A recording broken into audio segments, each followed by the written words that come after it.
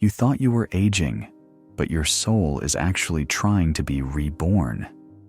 That emptiness at 60, it's not decline. It's your authentic self demanding to finally breathe. The masks are falling, and for the first time, you're terrified of who you might find underneath. If you ignore this call, you'll spend your remaining years as a ghost of who you could have been. Picture Sarah, 62, staring at her reflection after another family gathering where she smiled through everything. She's done everything right, raised kids, built a career, kept everyone happy. Yet sitting in her car, she feels like a stranger to herself. The roles that once defined her now feel like costumes she can't take off. Carl Jung understood this. The first half of life builds the ego. The second half demands the return to soul. This is the great psychological divide that splits your world in half: persona versus shadow. Your persona is the carefully constructed mask you present to the world, competent, put together, socially acceptable. It's the version of yourself that gets approval, that keeps relationships smooth, that maintains your place in society. But your shadow holds everything you buried to survive.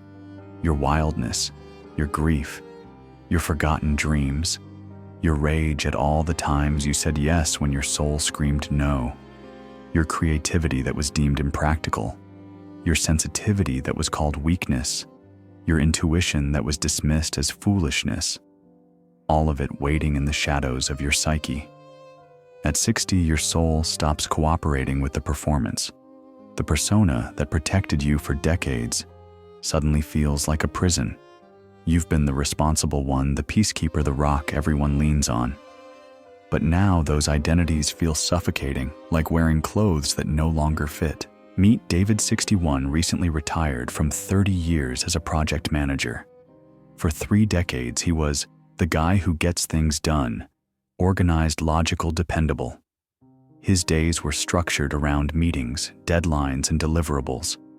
Now, without reports to file and teams to manage, he feels utterly lost.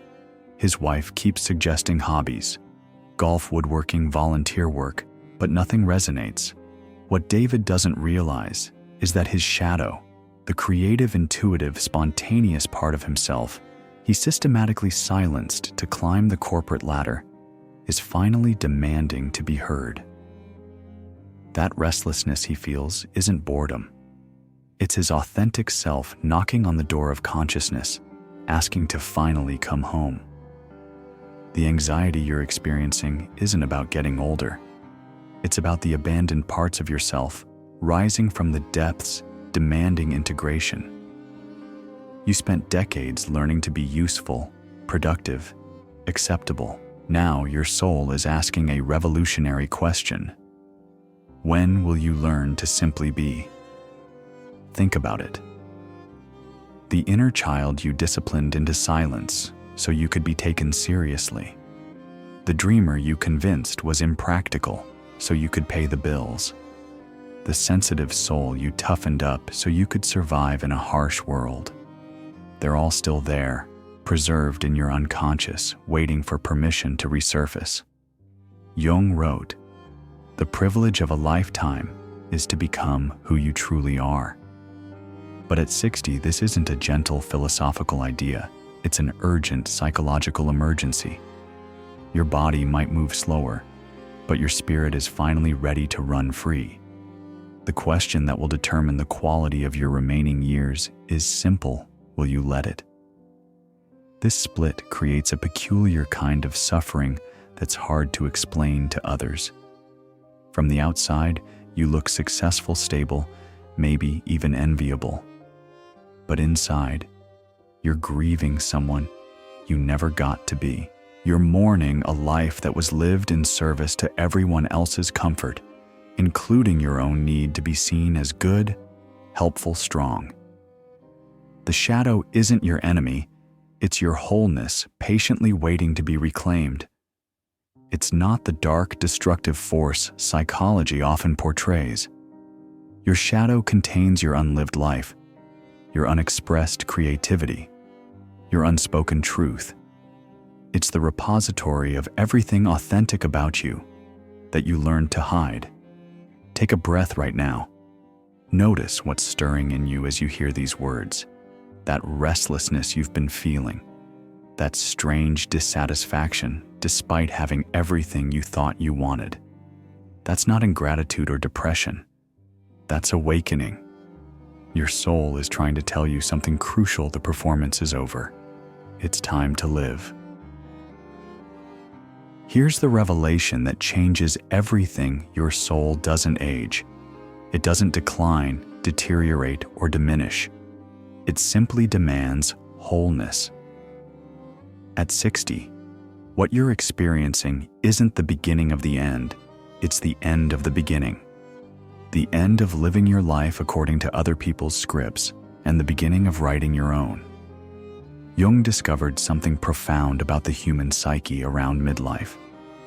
The unconscious begins what he called the transcendent function, a natural psychological process where opposing forces within you start to unite. The careful person and the spontaneous one, the giver and the receiver, the strong one and the vulnerable one, the serious adult and the playful child.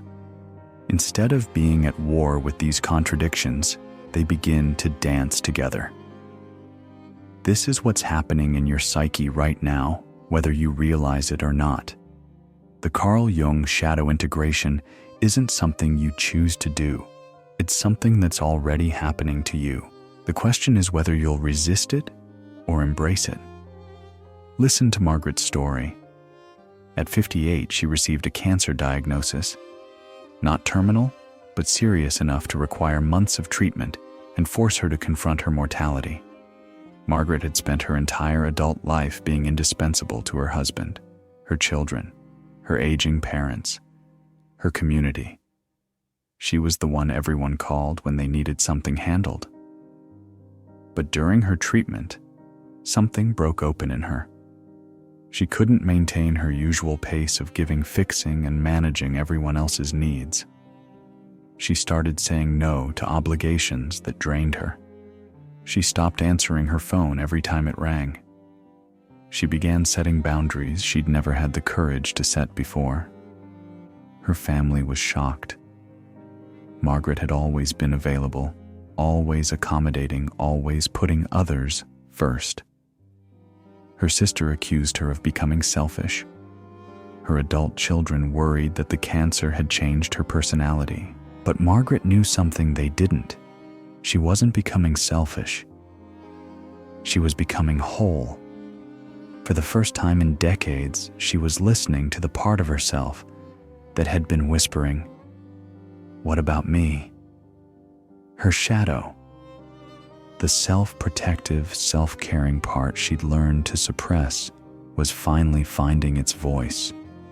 She wasn't changing into someone new. She was remembering who she'd been before the world taught her that her needs didn't matter. This is what happens when Carl Jung's shadow work begins in earnest. You stop apologizing for taking up space. You stop performing strength when you actually need support. You stop pretending to be fine when you're not. You stop saying yes to things that deplete you just to avoid conflict. The soul begins asking uncomfortable but necessary questions.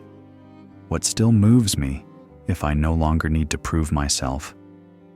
What would I choose if I wasn't afraid of disappointing anyone? Who am I when no one is watching? What do I actually want, not what I think I should want? Your life starts revealing itself as a series of adjustments you made to be loved, to be safe, to belong. Some of these adjustments were necessary for survival.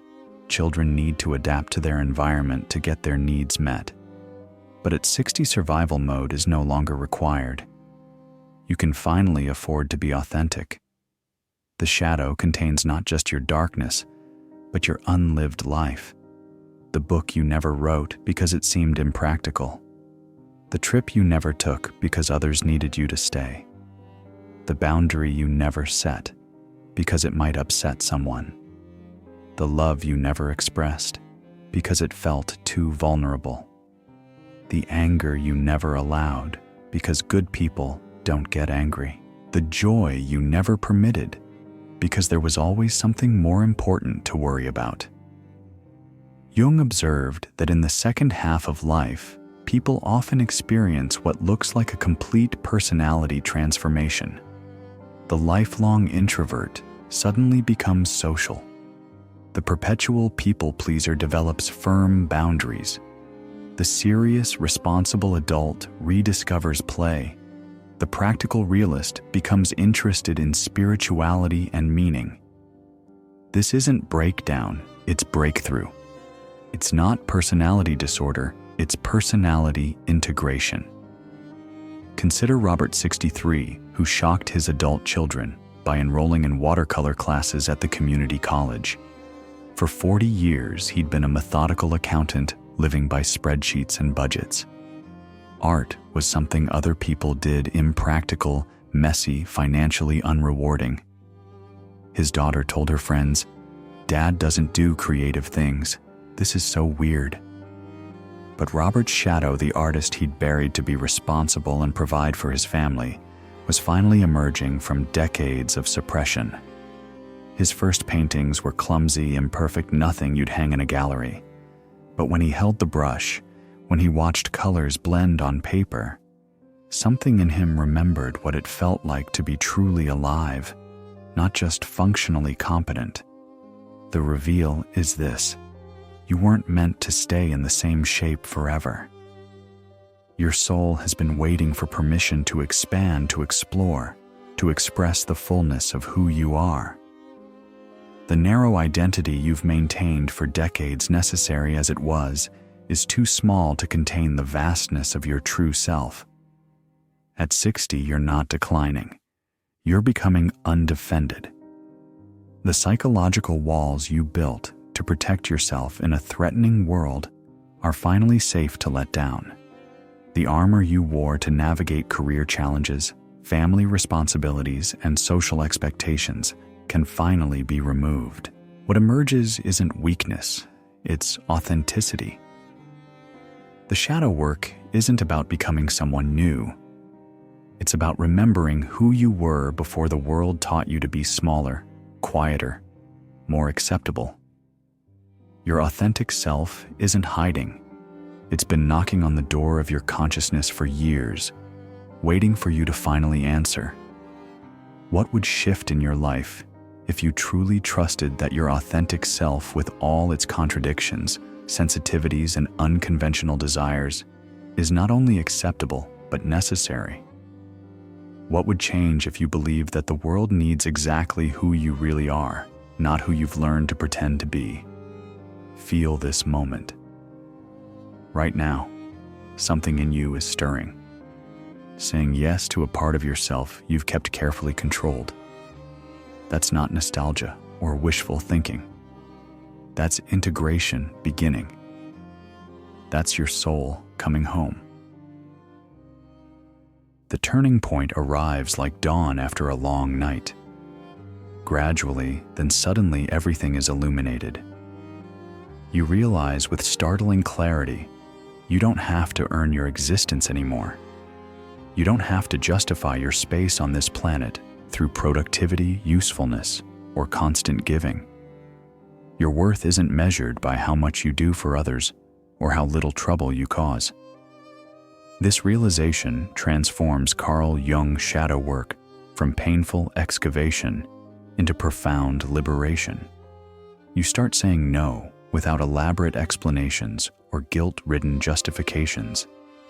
You start saying yes to things that feed your soul, even if they seem impractical or selfish to others.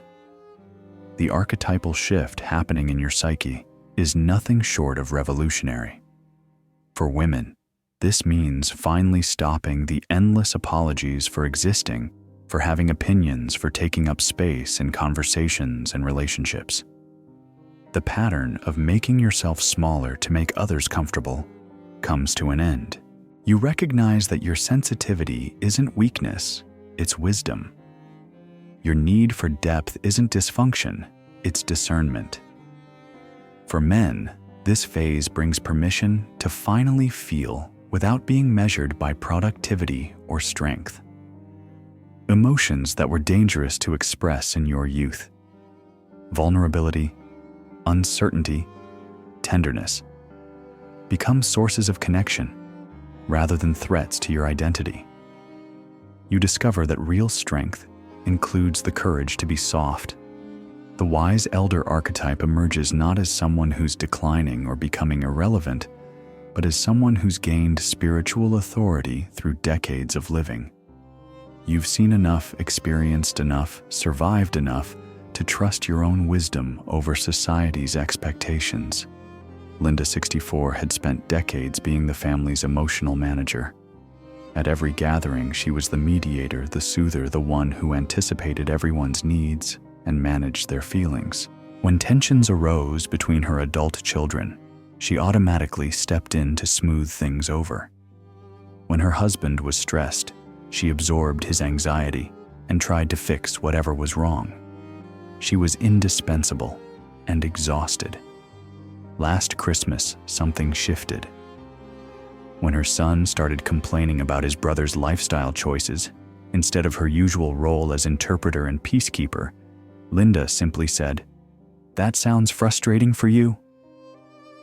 and went to the kitchen to make herself tea.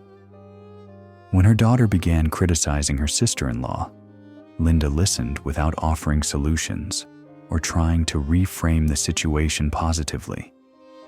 The family was initially confused. Where was Mom, the peacekeeper?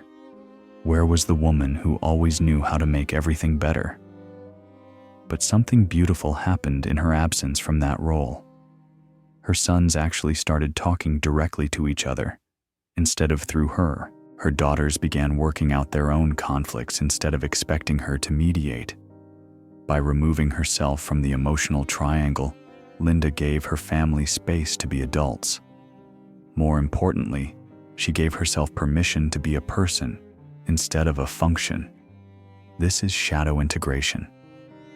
In action, you stop being indispensable and start being authentic. The freedom is disorienting at first. When you're not constantly fixing, pleasing, performing, or achieving, who are you? The space feels empty until you realize it's actually full of possibility, full of choice, full of your actual preferences rather than your assumed obligations. Time itself transforms. Instead of being about speed and efficiency, it becomes about depth and presence.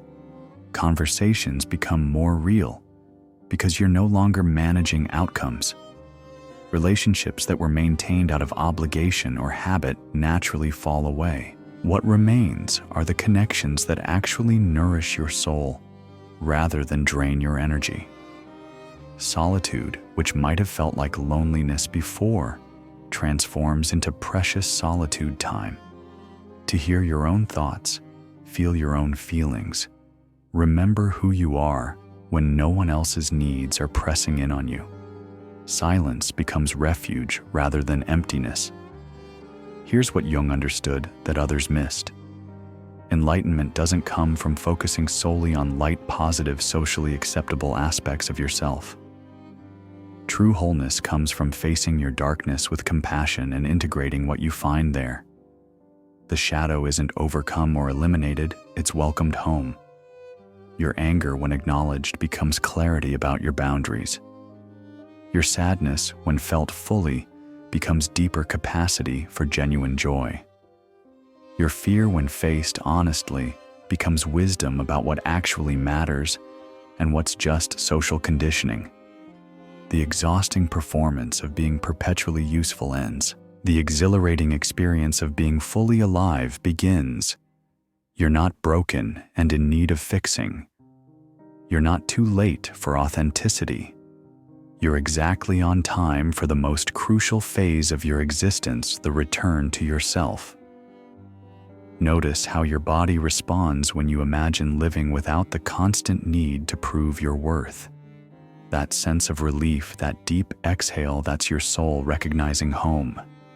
That's what it feels like when the burden of being someone else finally lifts from your shoulders.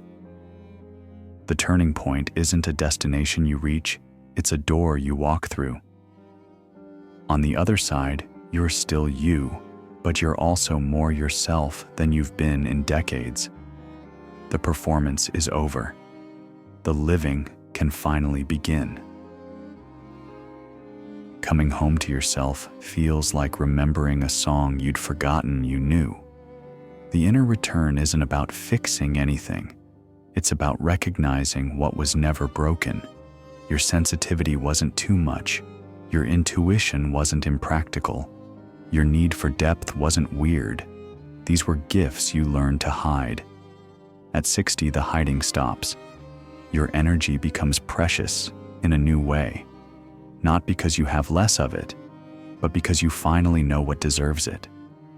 Toxic relationships lose their hold not through dramatic confrontations, but through quiet withdrawal of your attention. The Carl Jung shadow integration creates a kind of inner safety you've never experienced before. For the first time, you're not at war with different aspects of yourself. The perfectionist and the person who makes beautiful messes can coexist. The strong, capable adult and the part that sometimes needs help and comfort can share the same space without conflict. Practical integration might look like journaling conversations with the disowned parts of yourself, asking your inner critic what it's trying to protect, thanking your people pleaser for keeping you safe, inviting your creative self back to the table. It might include forgiveness practices not to excuse others' behavior, but to free your own energy from the past. Gentle meditation where the goal isn't to improve yourself, but simply to be with yourself without projects or improvements. James, 65, began taking long walks without destinations or fitness goals. For decades, every walk had been purposeful exercise, tracking steps, monitoring heart rate, achieving daily targets. Now he wandered through his neighborhood, noticed birds he'd never seen before, sat on benches when he felt like resting.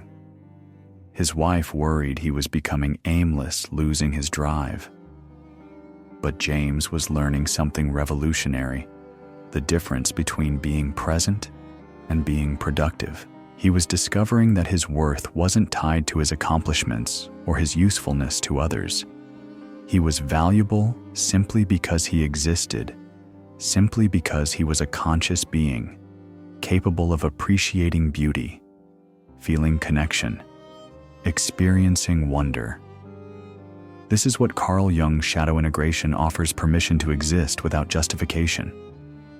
Your morning coffee becomes meditation. Your garden becomes prayer. Your boundaries become love letters to your authentic self. Simple moments become profound, not because you're making them important, but because you're finally present enough to notice they always were. The frantic search for meaning that may have characterized your earlier years comes to a natural end when you realize you don't have to find meaning. You are meaning. Not because of what you produce or achieve, but because of who you are, what you've witnessed, how you've grown through decades of living. Relationships shift fundamentally. Only what genuinely nourishes you remains. You stop explaining yourself to people who aren't interested in understanding. You stop investing energy in connections that feel one-sided or draining. Instead, you begin investing in relationships that see and appreciate your full self, light and shadow, strength and vulnerability, wisdom and uncertainty.